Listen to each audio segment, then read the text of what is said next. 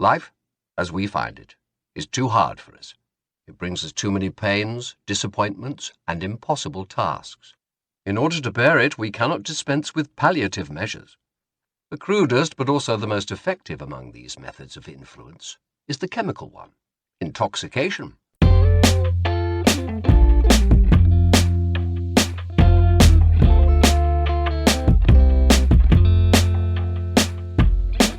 Welcome, I'm Ben Boyce. This is the Dr. Junkie Show, and today, I'm gonna wade back into religion and Freud. But I have a good reason.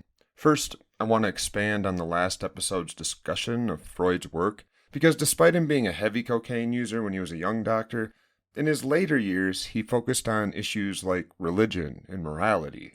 And whenever someone asks me where my journey towards deconstructing my religion started, I have to mention Freud. I was assigned a book in my master's degree called Civilization and Its Discontents, which I'll talk about today, and it changed my fucking life, which probably sounds weird considering it was written 100 years ago by a man who was, by today's standards, pretty racist, misogynistic, and oddly obsessed with proving that everyone wants to screw their mom. He wasn't entirely wrong if you're talking about unconscious libidinal desires shaping our daily search for contentment, but I'm getting ahead of myself.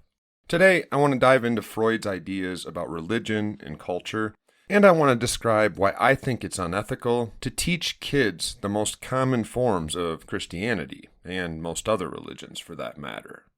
So let's start there, with the problem of indoctrinating children with fears of hellfire, eternal damnation, and an omniscient big brother keeping track of every mistake they make. And then let's steelman that habit of teaching kids about God and religion way before they're old enough to understand any of it. And let's use Freud's theories to understand why that ritual habit persists to this day.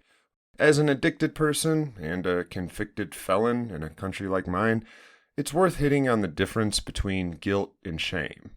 Brené Brown is well known for unpacking these two similar but quite different emotions, but decades before her work, a guy named Paulo Freire described the difference between shame and guilt in a way that wound up informing a lot of Brown's work. Paulo's book is called Pedagogy of the Oppressed. It's like a 101 textbook for anyone trying to understand racism or misogyny or any other system of oppression, especially if you're teaching. And it basically breaks down guilt as something that is internally created. You feel bad because you've done something that conflicts with who you want to be in the world and how you want to act. That feeling, guilt, it usually drives us to act, to do something to fix or minimize the damage we've caused, to repair our reputation and re-enter the larger social fold. Guilt, according to both authors, has the potential to be a pretty good thing because it compels us to be the best person we can be, to make amends for mistakes, and to be consistent in our values.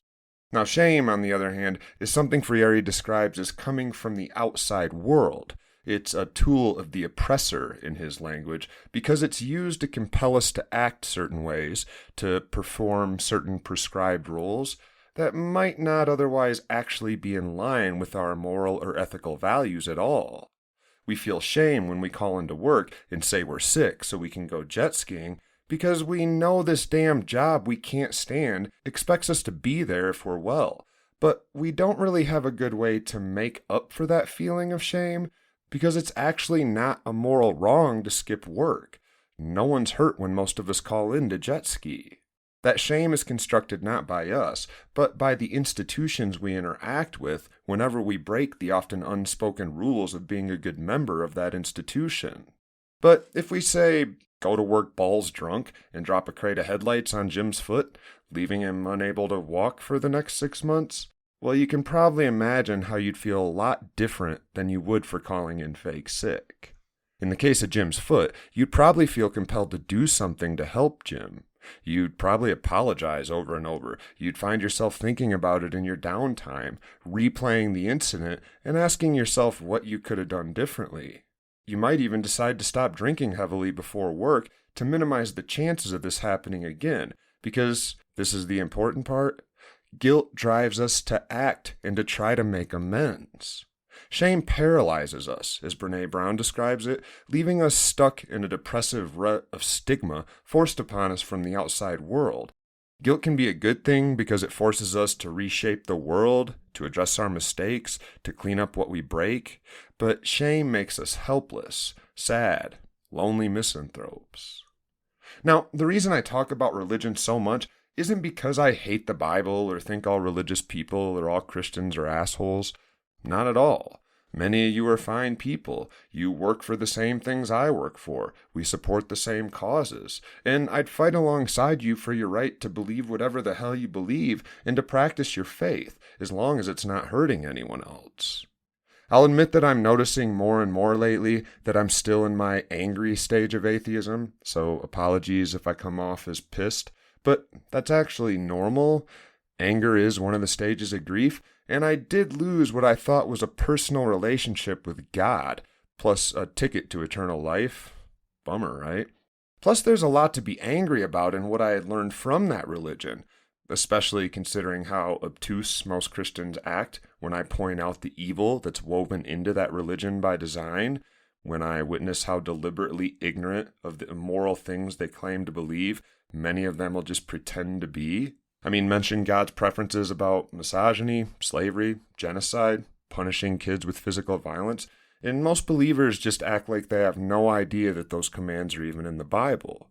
And if you point to the references, they'll usually just bend over backwards to ignore them, or to rewrite them, or to twist them into the opposite of what they actually say. And that was me. I was that Christian, and I was really good at it. I could tell you why the slavery of the Bible was nothing like chattel slavery. A lie. And I'd do it with a straight face, believing I'd done a favor for Jesus. I think in some ways I actually started to believe it myself. I talk about religion so much because I still experience a lot of guilt for acting like that for so long, for the damage I did in the world. And, believe it or not, I actually had no idea I was being a judgmental, narcissistic asshole. I was just using trained thought patterns I'd been given as a child, and those thought patterns were toxic.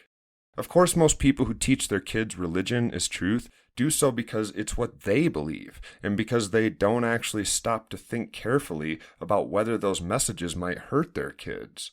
They just assume it's the best thing they could do for their kids. But try this one on for size. Imagine you meet my 6-year-old kid next week at a barbecue. I don't have a 6-year-old kid right now, so that would be pretty weird, but play along with the thought experiment. You meet this kid and they say, "Hey, nice to meet you. Did you know I deserve eternal torture because of how scuzzy of a person I am? Now, looky for me, I have a magic ticket that can keep me out of the torture pit, but I am constitutionally, down to my core, from birth, evil, vile, deserving of eternal punishment." You'd probably call social services, but that's the entire point of Christianity. All versions of it, as far as I know. I realize the message is softened up and coded in all sorts of different ways, but no matter how you cut it, it starts by convincing children that they're evil, worthless, and deserving of torture before they ever say a word. That's the reason they need God. Long before I even get to the story of Jesus Christ in Christianity, when I was sharing the gospel with people, I'd already have smashed that person's self-confidence and respect, even if it was a kid, to scare them into accepting whatever I was about to tell them. Now imagine with this kid, your jaw hits the floor, and then the kid adds, "That magic card? It's from this guy who loves me so much he's going to get me into heaven, even though I deserve hell, but only if I love him back with all my heart. If I don't love him, he'll still torture me in the basement. Forever." What the fuck? The Neuro-Olympics you'd have to do to somehow say shit like that and not realize how awful what you're saying is? It's incredible. Relationships like that aren't called love. They're called abusive, manipulative, toxic. The God of that story I just told, he's not a savior. If you're ever in a relationship with a real human who treats you like this, who says, "Love me or I'll hurt you," get the fuck out. Now, of course, if you're actively teaching your kids they don't deserve love, respect, happiness, to be free from torture, if you're teaching them that they're born deserving of hell, well, then you aren't behaving like a good person, at least in those moments. but you might actually be a good person at heart. You might really want to do the right thing, and you probably think this is the right thing to do. Good people can't help what they believe, and just because someone believes one of the Christian doctrines doesn't make them a bad person.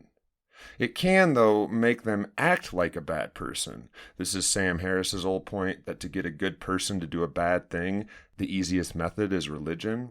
So why do people teach their kids that? Or maybe the better question is, why don't they ever notice how nasty it is? Why didn't I? Because like most people who are abused as kids, and especially those who never recover deliberately from it, get therapy, work through it, talk to people about it, all that stuff, the people who never confront their trauma and sometimes don't even realize they've been traumatized tend to pass that trauma on to their kids, and so on, generation after generation. Once it's a family tradition, it comes with all the praying before meals, going to church on Sunday, singing in the choir.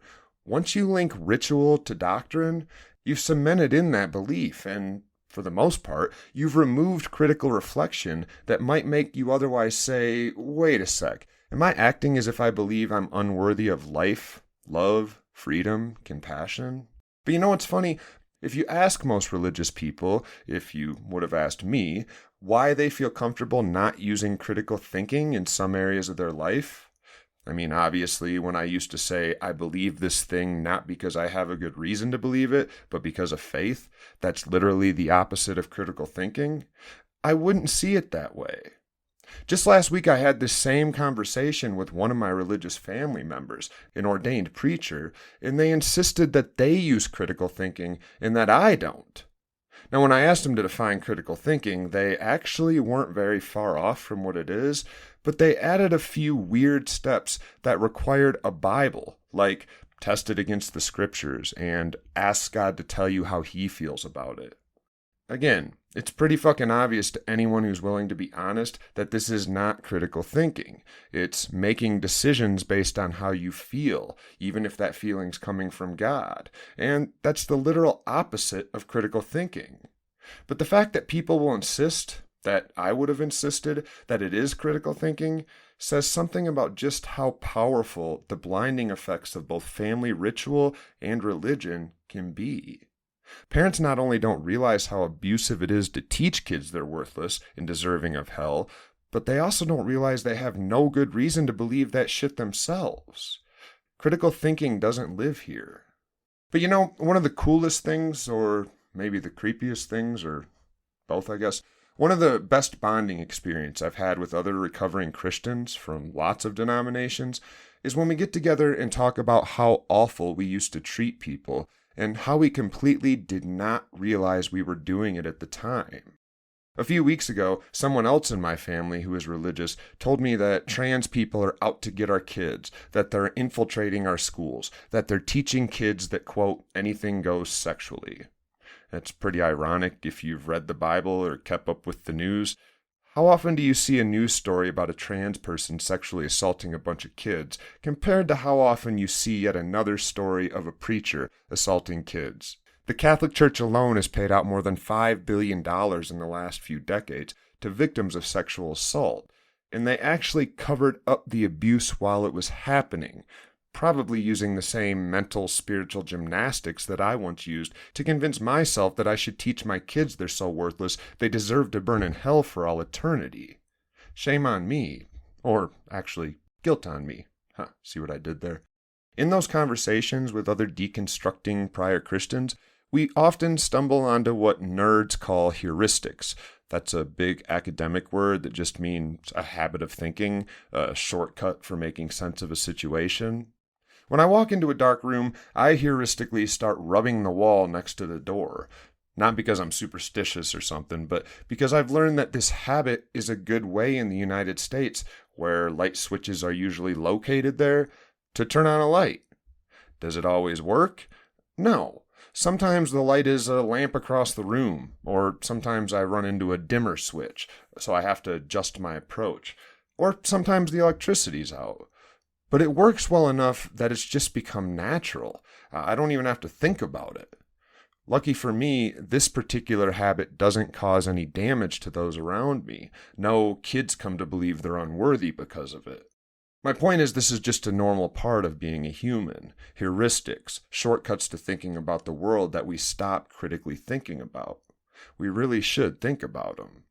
But what the fuck does any of this have to do with Freud? I mean, Christ, Doc, you're 15 minutes into this thing, and you haven't even mentioned Dr. Sniffy Nose yet, aside from the intro. So, first of all, this book, Civilization and Its Discontents, it's not what you'd normally expect from a psychoanalyst. It's not about disorders or good therapy methods.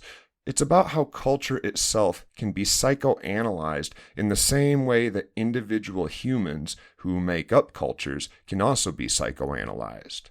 That's his entire underlying premise, that the work he spent his entire life doing at this point, the work that gives us a way to understand human desire, belief, compulsion, it can also be applied to entire cultures. Freud uses this basic framework to explain why cultures work like they do, why religion has persisted and evolved as it has, and why, like Nietzsche claimed around the same time, a little earlier actually, our very constitution as humans assures that when we live in groups, in cultures, we'll be so dissatisfied by all the things we can't do in the name of safety or human rights or the law that we'll be forced to construct psychological mechanisms, mental tricks for making life tolerable. And life, as he says it, is too hard. It involves too many disappointments, too many struggles. We cannot do without palliative remedies. Now, the most effective of these, he says, but also the most injurious, in Freud's words, are intoxicating substances. When something sucks, we want to get the fuck away from it, so we take drugs. Or maybe we tell ourselves the thing is bad and we should avoid it. Or we come up with a story about how our religious beliefs will reward us for it in a later life. Or a million other clever tricks. That's what this book is about. Being a human is largely about pursuing what Freud calls the pleasure principle, the idea that we all simply want to avoid pain and enjoy life. And here's the thing, there's a cool link to drug culture here. Humans can't remain satisfied. As a human, Freud says, and he's right, the experience of pleasure is fleeting, and even the most intense pleasure you can imagine, it only lasts for a short time, leaving us right back in the position of seeking pleasure.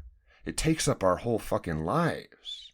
In the olden days, like, 60,000 years ago, Freud says humans probably just flopped around from pleasure to pleasure, doing whatever they thought they could get away with when the urge struck, and feeling far more satisfaction than we get today from the few methods we're allowed to legally pursue to achieve pleasure or satisfaction.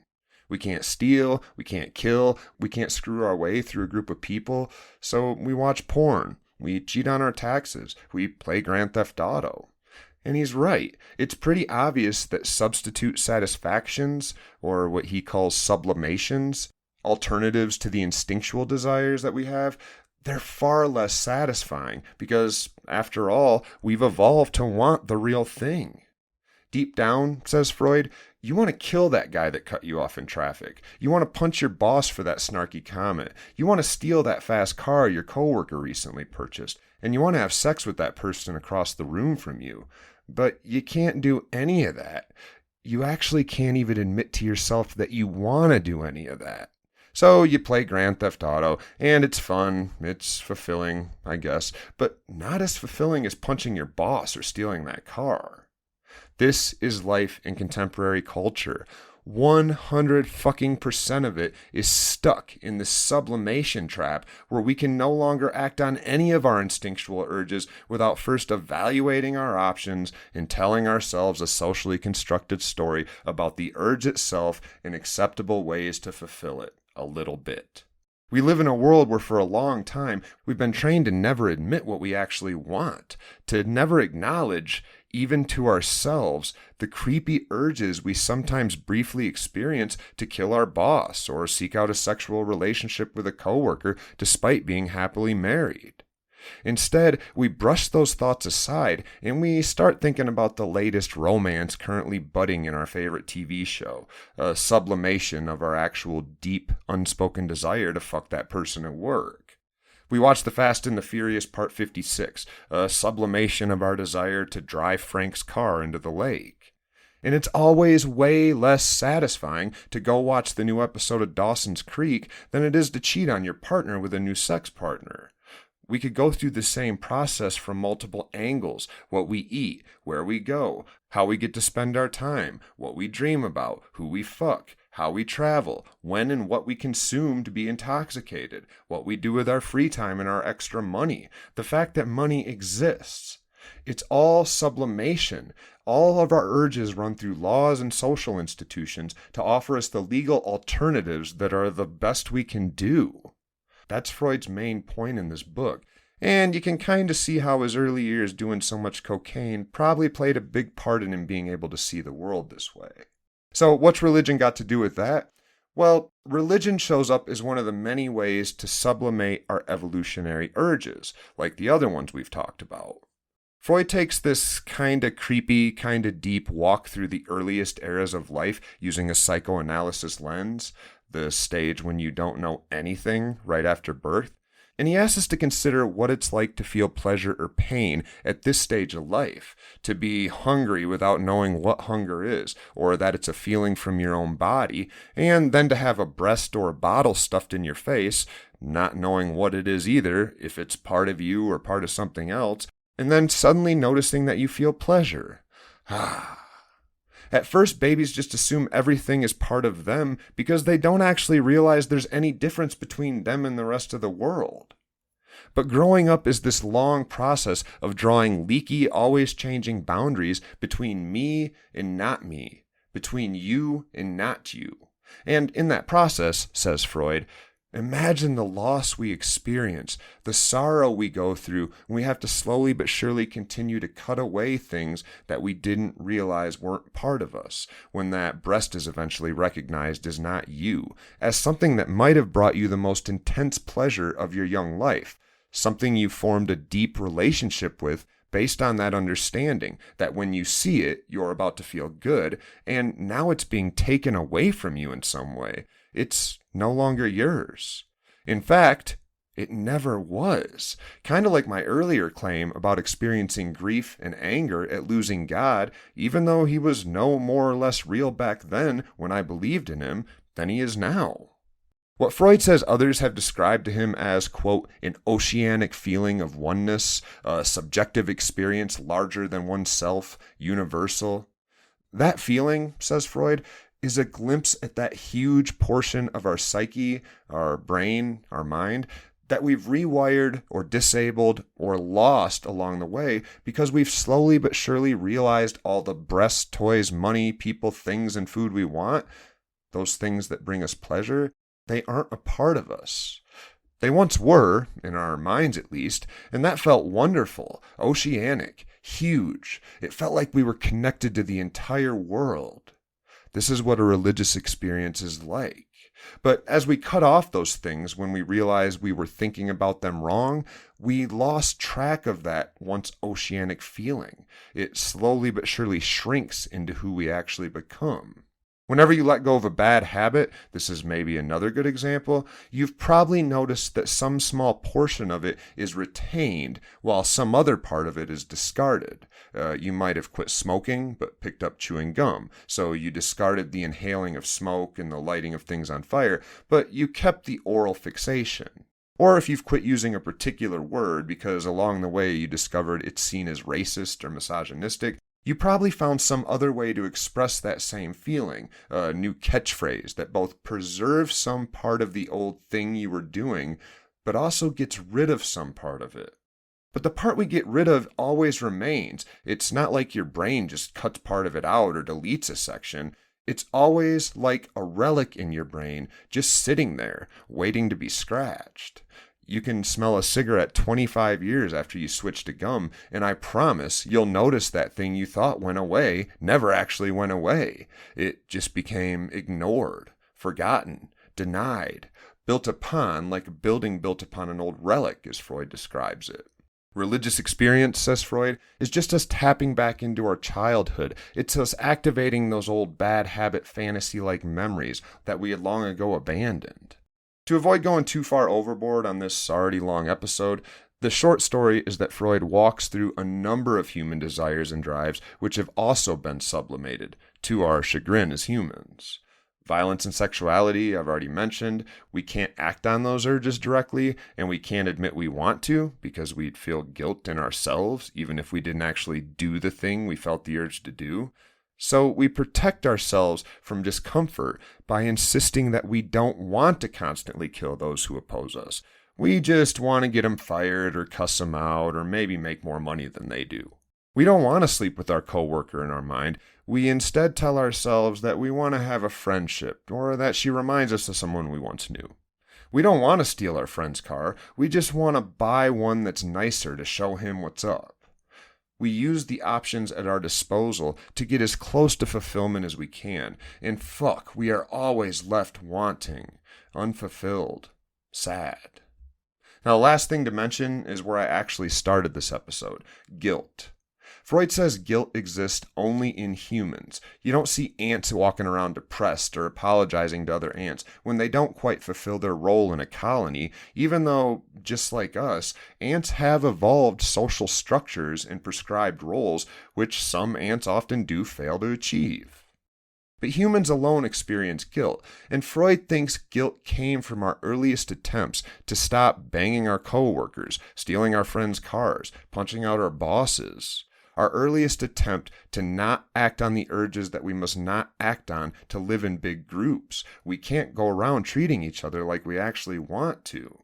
So we've learned to police ourselves, and to do so in a way that makes us both police officers and suspect, superego and id, in the same body. I won't dive into that quagmire of superego, id, and ego today. Although, if you want to hear more about that, just let me know. I'd love to do some more Freud episodes, particularly about his later work on religion and culture. But for now, I fear this has gone on long enough. I'm droning. And even though I probably want to go steal my neighbor's Amazon delivery, which I just saw show up, or maybe rob the local burger joint, I'm not going to admit that to myself. And instead, I'll just say I'm going to go smoke a joint so I don't feel guilty. I'm Ben Boyce.